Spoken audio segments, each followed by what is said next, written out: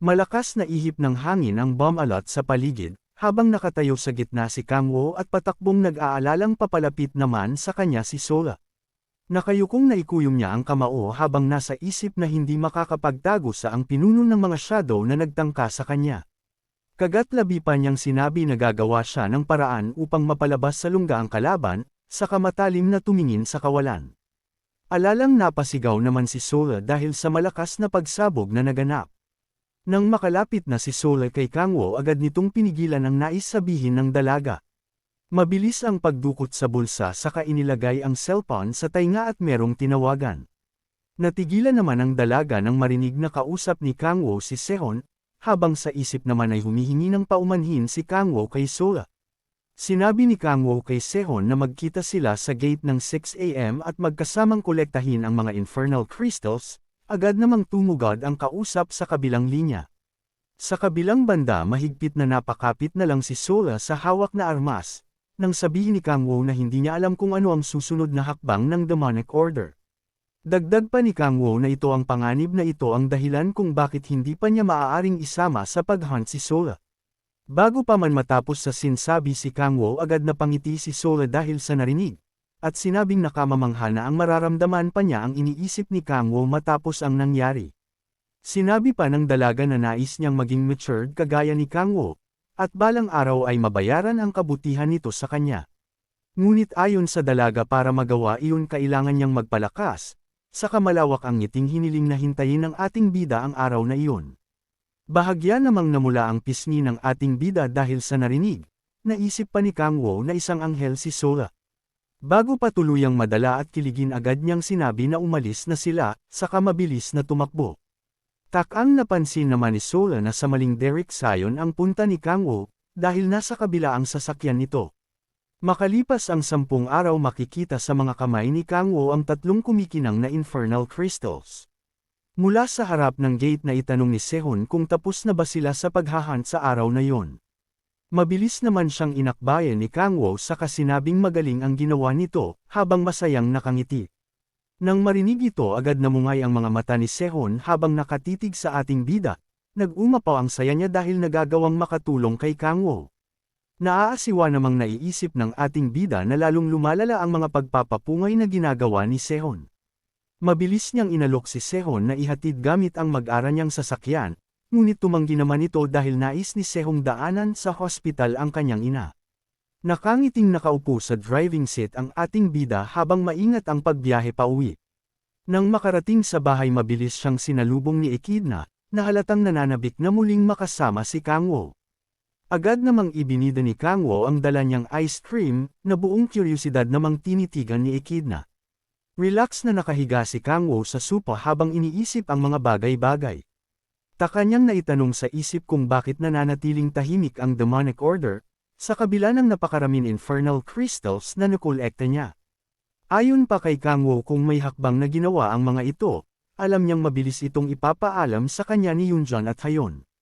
Seryoso pang tinitigan ni Kang Wo ang selang saka nasabi sa isip na, umaasa siyang hindi gumagawa ng hakbang ang mga demonic order sa ibang lugar.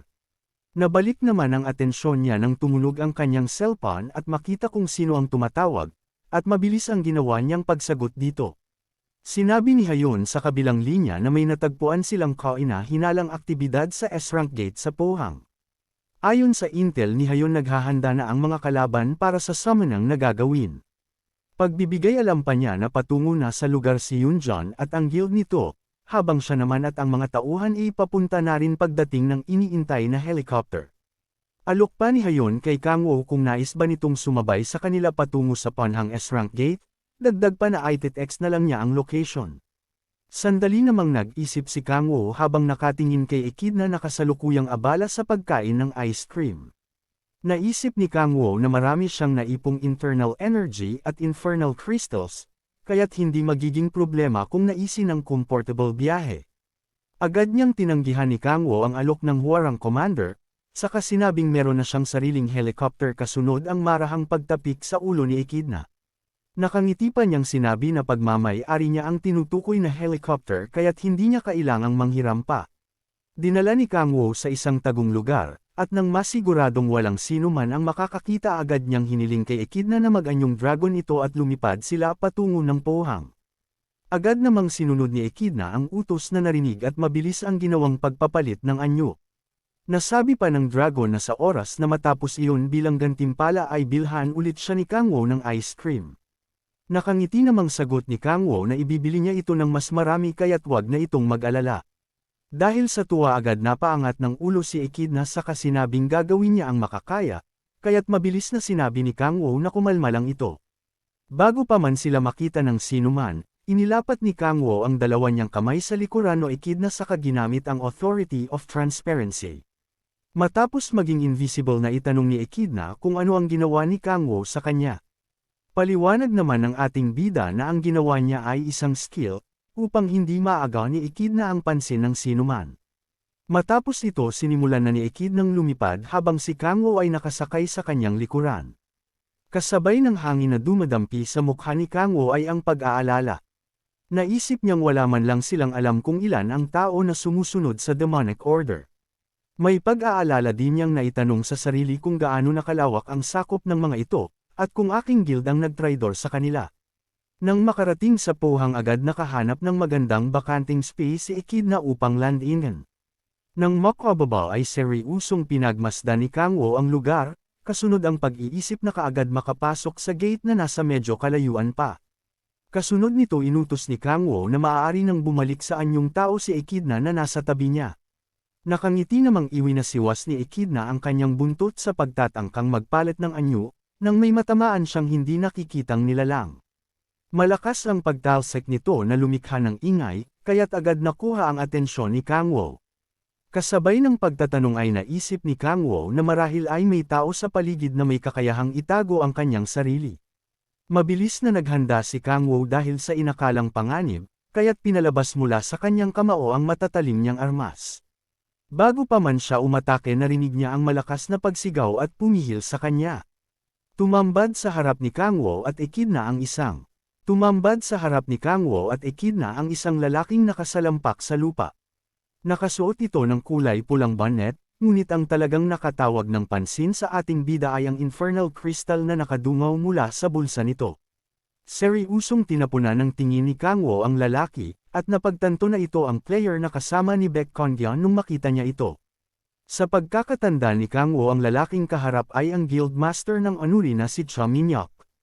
Nanlalaki ang mga mata ni Minhyuk habang nakatingin sa ating bida, paliwanag niya na sinundan niya ang isang kahina-hinalang shadow sa lugar. Tinangkapan nitong tanungin si Kangwo ngunit agad na natigilan, nang makita ang madilim na mukha ng ating bida habang patuloy na nakakuyom ang kamao. Malamig ang boses na pinatigil ni Kangwo ang lalaki sa pagsasalita, saka sinabing sino ito upang magtanong kasunod ang matalim na tingin sa lalaki. Tarantang paliwanag naman ni Minhyuk na ipinapaliwanag lang niya sa ating bida ang sitwasyon. Nang marinig ito iritang pinadaluyan ni Kangwo ang enerhiya ang kanyang metal na armas. Mabilis ang pagliliwanag nito saka sarkastikong sinabi ni Kangwo sa lalaki na tumigil ito sa pagsasalita, kasunod ang malademonyong pagngisi. Ninanais ni Cha Minhyuk magpaliwanag sa ating bida pero pinipigilan niya ito magsalita. Sa isip-isip ni Kangwo na hindi lahat ng may hawak ng infernal crystal ay may kaugnayan sa demon order.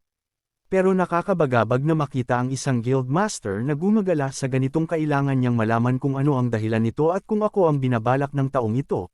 Salaysay ni Cha Minhyuk na kung walang balak si Kangwo na pakinggan siya ay wala na siyang pagpipiliin kundi ipaintindi dito. Inilabas ni Cha Minhyuk ang kanyang 2 sandata para harapin ang ating bida. Naghanda ang dalawa para sa magaganap na salpukan ng kanilang mga gagawing pag-atake. Sumugod ng mabilis si Minhyuk patungo sa ating bida at bigla itong naglaho. Di naman nagpatalo ang ating bida kaya tumalon ito gamit ang Authority of Speed plus Authority of Blade. Nagsalpukan ang kanilang mga atake kaya lumikha ito ng malakas na impact sa paligid. Hindi makapaniwala si Minhyuk sa lakas ng ating bida at baka sa mukha ang hirap matapos salagin ang atakeng iyon. Hindi na kayanan ni Minhyuk kaya napatalon ito paatros, napasabi na lang si Minhyuk sa kanyang isip na napakalakas ni Kangwo kahit nagsisimula pa lang sila. Tanong nito sa ating bida na sino ba talaga ito. Sa isang banda laking pagtataka naman ng ating bida dahil napakahina ni Minyuk at napagkanto pa niya na kung kabilang ito sa demonic order ay di sin mas malakas man lang ito. Binalaan ni Kang Wu si Minyuk na parating na si Cha Yeonju at ang Warang Army maya-maya lang. Dagdag pa ng ating bida na makikinig siya sa mga sasabihin ni Minyuk kaya magsalita na ito kung bakit ito nasa pohang. Tumingin ng masama si Minyuk sa ating bida sabay tanong na kung pinaghihinalaan ba siya nito. Salaysay ni Minyuk na ang ating bida ang kahinahinala dahil lumakas kaagad ito sa mixing panahon lang. Sinipa ni Minyuk ang kanya sandata patungo sa kanyang kamay, sabay ginamit ang Sonic Rush patungo kay Kang Wu, sinabayan pa niya ng spinning blade direkta sa ating bida. Nakangiti lang naman si Kang Wu at maya-maya ay kumilos siya ng mabilis patungo sa tabi ni Minyuk. Binulungan niya si Minyuk na nagtataka siya na kung bakit ang guild master ng mga magnanakaw ay lumalaban ng one-on-one. Makalipas ng kanilang paglalaban ni Minyuk ay makikitang nakatayo ang ating bida at nakatingin sa kanyang cellphone habang iniisip na may oras pa bago dumating si Yeonju at ang Warang Army. Kumuha ng kape ang ating bida tapos binigay niya kay Minyuk kapalit ng infernal crystal nitong hawak. Maya-maya ay nagbanta siya kay Minyuk na alam naman nito na maiksi ang kanyang pasensya kaya magsalita na ito bago siya gumawa ng maling galaw, sabay tanong na bakit nasa pohang si Minyuk. Salaysay ni Minyuk na siya ang guild master ng Anuri Guild ay nag-iimbestiga ng malaya sa demonic order. Tanong ni Minyuk sa ating bida na kung narinig na ba nito ang tungkol sa TOB. Ang ibig sabihin ay thieves only bandage. Ang mga magnanakaw na gaya niya ay kinukonsidera bilang pinakawalang silbing party members. At ang tanging na itutulong lamang sa isang party ay maglagay ng bandage sa kasama. Isang araw nakarinig sila ng mga balita ng mga humihingi ng hustisya. Kaya kinailangan nilang mag-imbestiga tungkol sa demonic order ng palihim. Nagdesisyon sila na i-track ang demonic order ng palihim, bukod sa government at Red Rose Guild. Para patunayan na hindi lang paglalagay ng mga bandage ang kayang gawin ng kanilang guild kundi mas higit pa doon ang kayang gawin. Salaysay pa nito na nakita niya ang ating bida na kumikilos ng kahina-hinala kaya sinundan niya ito. At alam niya na mahirap paniwalaan ang kanyang mga sinabi. Biglang nagsalita ang ating bida at sinabi na naniniwala siya kay Minyuk. Habang umiinom ng kape ang ating bida ay naiisip na lang niya na umaakting si Minyuk na parang hindi niya ito pinaniniwalaan. Maya-maya ay tumalikod na ang ating bida para umalis kasama si Ekid na habang sinasabi kay Minyuk na kung ganoon ay para itong vigilante o kung anuman, sabay sinabihan niya ito ng good luck sa ginagawa nito. Natulala na lang si Minyuk sa naging reaksyon ng ating bida. Pinahinto niya si Kang Wu at nagtanong na kung kapantay ba nito ang kapangyarihan ng 5 guild master ng Korea. Pero binawi nito ang sinabi at pinahayag na mas malakas pa ito sa 5 guild master.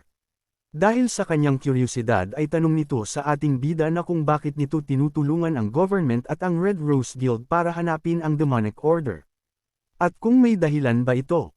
Sagot ng ating bida na kung hindi ba ni Minyuk nakikita na pareho lang silang dalawa.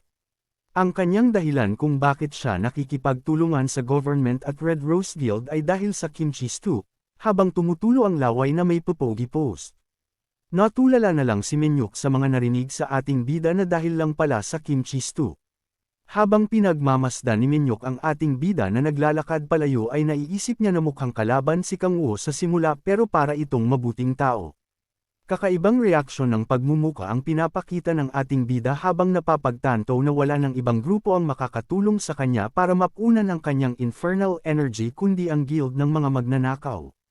Dahil doon nakumpirma niya na ang guild ng mga magnanakaw ay hindi kaugnay ng demonic order. Ayon sa analysis ng ating bida na kung hindi Minyuk ang konektado sa demonic order, ay ang kahinahinalang guild master na kaugnay ng demonic order ay si Baekkangyun ang guild master ng Hanyel Guild. Sa isang banda ay sinuot ni Baekkangyun ang kanyang maskara at maya-maya at ini-activate niya ang isang pulang bowl ang bilog para tingnan ang isang bagay mula sa malayo. Sa isang lugar ng kuweba ay nagtanong siya sa kanyang kausap na kung naihanda na ba nito ang lahat. Sumangayon ang kausap nito na nakaharap din sa pulang bilog kasama ang ilang nakatalukbong na lalaki at sa gitna nila ay may isang bilog na array na simbolo ng pagtawag sa demon. Utos ni Baekkangyun sa kausap nito na hindi pwedeng pumalakpak ang mga gagawin ng mga ito. Kaya kailangan ng mga itong magtagumpay. Sabay inutos sa lalaking kausap na kailangan pa nila ng mas madaming alay. Sumunod ang lalaking nakatalukbong, sabay inalis nito ang saklob sa ulo at bumungad ang kalbo nitong ulo, habang binibigkas ang pagpapala sa Demon Order. Nagtanong si kalbo sa kasama nito na kung naipahid ba nito ang mga dugo ng mga alay, sumangayon naman ang nakatalukbong. Tumingin si kalbo sa simbolo at nakulangan pa ito. Iniisip ni kalbo na hindi sila pwedeng pumalpak. Tinawag ni kalbo ang kasamahan nito at pinalapit sa kanya. Nagtanong ang lalaki kay kalbo na kung ano ang ibig sabihin nun. Wala nang paligoy-ligoy pa at sinaksak ni kalbo ang lalaki para gamitin ang dugo nito para sa ritual. Bumulag agad ang lalaking sinaksak at umagos ang dugo sa array. Natakot ang ibang mga nakatalukbong habang nagtatanong kung anong ibig sabihin ng ginagawa ni kalbo. Tumawa ng parang nababaliw si kalbo at pinagpapatay ang kanyang mga kasama ng walang awa habang binibigkas na kailangan niya ng mas maraming dugo. Matapos ng kanyang pamamaslang ay nagkalat ang mga bangkay ng mga kasama ni kalbo at tulugyang umagos ang mga dugo ng mga ito sa simbolo ng pagtawag sa demon. Baliw na tumatawa si kalbo habang binabanggit na pagpupala sa Demon Order. Isang malakas na sigaw ang pinakawala ng lalaking may nakakasukang muka, tanda ng pagkasatisfied sa ginawang pag-aalay. Malakas niyang pinuri ang Demon Order habang nakahandusay sa harap niya ang bangkay ng mga ginawang alay. Duguan ng suot at nakangiting hawak ang kutsilyong nasabi ng lalaki sa sarili na sakto na ang mga napatay sa harap. Agad niyang ibinagsak ang mga palad sa sahig saka nag-umpisang umusal en orasyon. Sa kabilang banda napalingon si Yunjon nang marinig ang pagtawag ni Kang Wo sa kanya mula sa likuran. Naitanong ng ating bida sa dalawang nakatayo kung maaari na ba silang pumasok sa S-Rank Gate, habang kumakaway at naglalakad palapit. Dagdag pang tanong ni Kang Wo kung ano ang lagay sa loob ng gate. Sagot naman ni Hayon na hindi maganda ang kasalukuyang sitwasyon. Ayon kay Hayon isa sa membro ng Demon Order ang nagtatago sa loob ng kuweba, ngunit dahil napakaraming kuweba sa S-Rank Gate mukhang imposibleng matukoy nila ang kinaroroonan nito. Pagpapatuloy pa ni Hayon na nasabi sa kanyang may napakalakas na eerie sensation ang naramdaman sa loob ng gate. Naputol ang kanilang usapan nang biglang dumating si Go Yanmo na General Lieutenant ng Huang Army. Mabilis nitong binati si Yunjon at Kang Wo habang naglalakad papalapit sa kinaroroonan ng mga ito. Nang makalapit agad tinanong ni Hayon ang lieutenant kung ano ang lagay ng investigasyon na ginagawa. Sagot naman ni Yanmo na may malakas na pagsabog silang narinig mula sa loob hindi pa katagalan. Habang abala sa pakikinig ng usapan ng dalawa si Kang Wo, nakuha ni Ekain na ang pansin ng ating bida matapos nitong hilahin ang damit ni Kang Wo. Nakatulala at seryusong sinabi ni Echidna na umaalingasaw ang amoy ng dugo mula sa gate. Umalangaw-ngaw ang malakas na pagtawa ng lalaking nakaluhod, habang sinasabi na nagtagumpay siya sa ginawang plano. Nagbit-okan ang matigas na animoy pader sa harap habang malawak na nakangiti ang lalaki, at sinasabing tapos na ang mahabang panahon niyang paghihintay. Lumabas mula sa kawalan ng isang dambuhalang demon na patuloy na pinupuri ng lalaking nakaluhod. Malakas na umatungal ang demon saka agad itinanong kung sino ang nang-ahas na tawagin siya. Ang demon na nanasemon ay kilala bilang si Oryx na mula sa 7th Ring of Hell. Mabilis na nagbigay galang ang lalaki sa demon na nasa harap, saka sunod-sunod na nagbigay ng papuri rito. Agad na tanong naman ng Oryx kung ang lalaki ba na nasa harap ang tumawag sa kanya.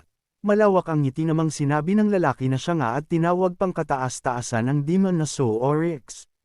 Matalim na tumingin naman ang nadistorbong demon kung bakit ito ginawa ng lalaking nakaluhod.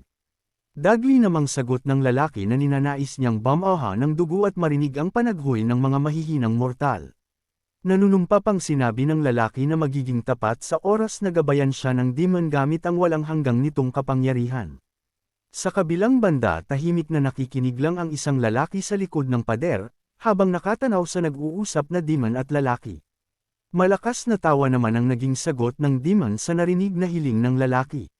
Sinabi din ng demon na pinahanga siya ng lalaki dahil sa kagustuhang meron ito. Agad namang kinuha ng intel ang kanyang radio at may pagmamadaling nais ipaalam ang mga nakita. Agad na narinig naman ni Lieutenant Yanmo ang nagsalita mula sa radio na nasa kanyang baywang. Mabilis na sinagot ni Yanmo ang radio sabay tanong na kung ano ang eksaktong nangyari. Paliwanag ng intel na nag-imbestiga siya sa isang kuweba na kaina-hinala. Nagsalita Kang Wo at sinabi sa mga kasama na mas mabuting kumilos na sila kisa mag-aksaya ng oras at tumanganga. Matapos nilang makarating sa gate ay nakaamoy ang ating bida ng dugo ng tao sa loob ng gate. Sa loob ng S-rank gate ng Pohang ay may mga players na pinagpapawisan at natatakot sa kanilang nakikita. Dahil nakakita sila ng isang dambuhalang nilalang na lumilipad. Maya-maya ay napansin ng demon na si Oryx ang mga tao na nakatingin sa kanya, kaya pinuntahan niya ito at bumagsak sa harapan ng mga players.